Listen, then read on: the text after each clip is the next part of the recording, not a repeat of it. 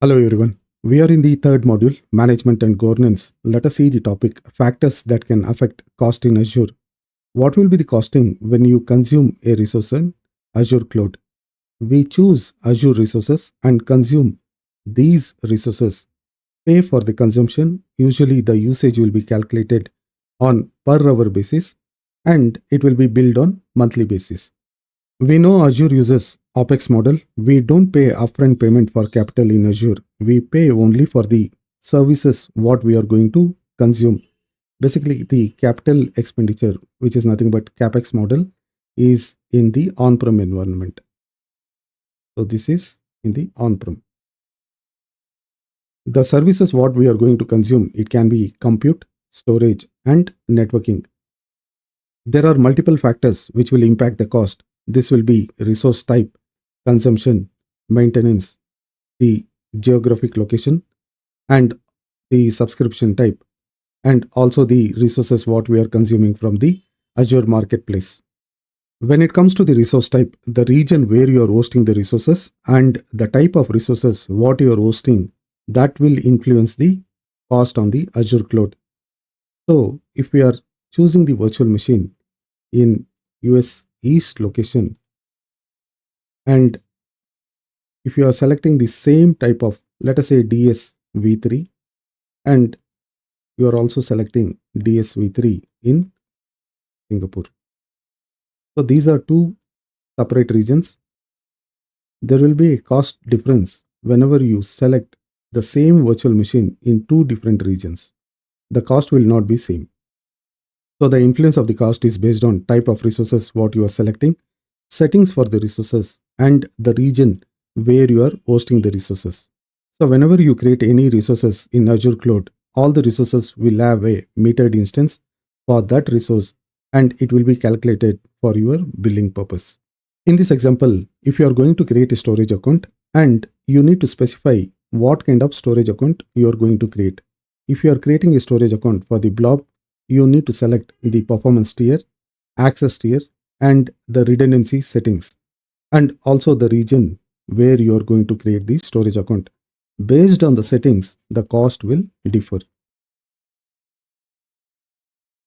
So in terms of access tier, the hot tier will have more cost compared to the cool tier.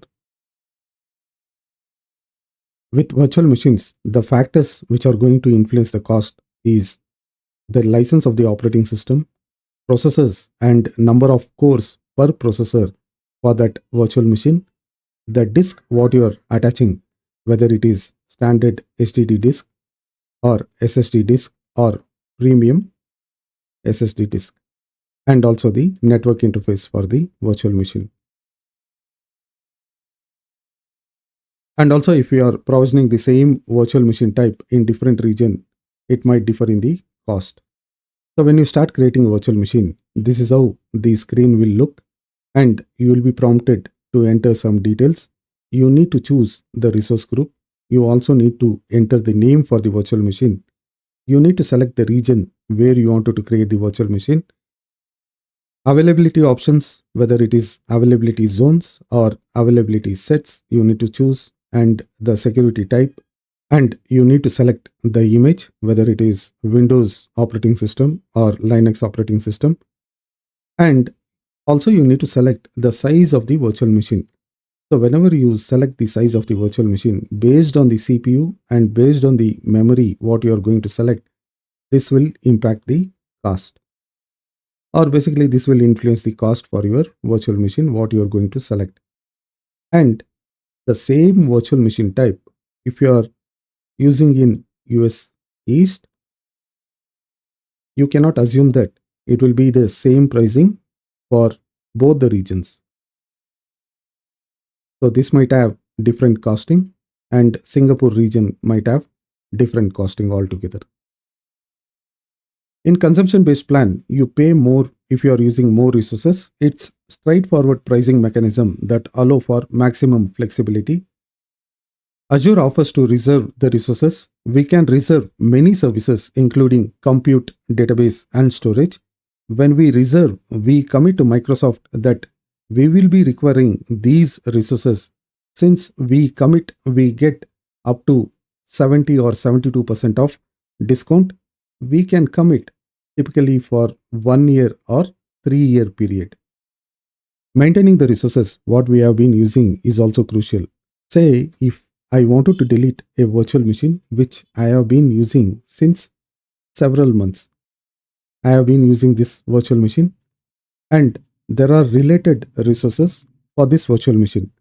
There is disk attached, there is a network interface card which is attached, there is also public IP address which is attached. Whenever we delete the virtual machine, we also need to ensure we delete all these resources properly. Otherwise, it will be costing. So these related resources will add up to the cost. So if we are cleaning up the virtual machine, we also need to ensure that all the resources related to the virtual machine is also deleted. So basically to manage our resources, what we have been using, we need to use resource group, proper naming of the resource group resources, and also we need to ensure the resources are properly tagged. Whenever we deploy any services, we will always deploy these services in a specific region. We will always ensure that these resources, what we are going to deploy, it will be always near to our location. Each region has its own infrastructure cost like power supply cost, labor cost, and the government tax cost.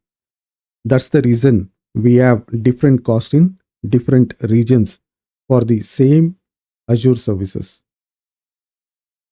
Let us see how the network traffic influence the cost. Bandwidth refers to the data which is moving in and out of the Azure data center. So any data which is coming into the Azure data center is always free. So this is inbound traffic which is always free. So data in is always free in Azure. Data out, which is egress, it always depends on the Azure zones. Cost of the data out will always depend on the zones from where the data is leaving. So basically it is outbound traffic. Pricing for the network traffic depends on ingress, egress, and the amount of data which has been transferred. So ingress is inbound traffic to Azure, egress is outbound traffic to Azure, and the data will be the actual data what you are going to transfer. If it is 1 GB, you will be charged for 1 GB. If it is 10 GB, you will be charged for 10 GB. And if you are doing 1 TB of transfer, then you have to pay for 1 TB of data transfer. Let us see the subscription type. Whenever we sign up for the Azure Cloud, we will get $200 worth of credit. Using this $200, we will be able to create the resources till we consume $200, or we can spend the $200 within 30 days. And there are some of the services which are free for almost 12 months. We will be able to use these services till 12 months. Let us see what is Azure Marketplace. Azure Marketplace lets you purchase Azure based solutions and services from third party vendors. Let us say you wanted Oracle database.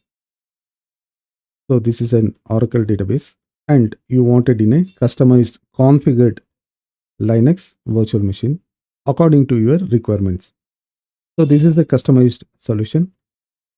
You can refer Azure Marketplace and you will be able to use from the third party vendors. Let us say you wanted some customized firewall solutions from Barracuda or Cisco. You can get it from the Azure Marketplace. So basically it's like a Google Play Store or Apple Store marketplace where many services and products are offered targeting specific needs. We can choose from the marketplace and we will be able to use it for our requirement. The billing structure for the solutions, whatever we are using from the marketplace, is set by the vendor.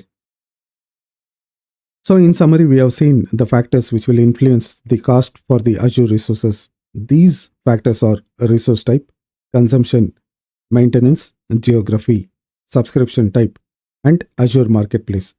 Thank you for watching the video. If you like the content, please subscribe and share the video. Thank you and take care.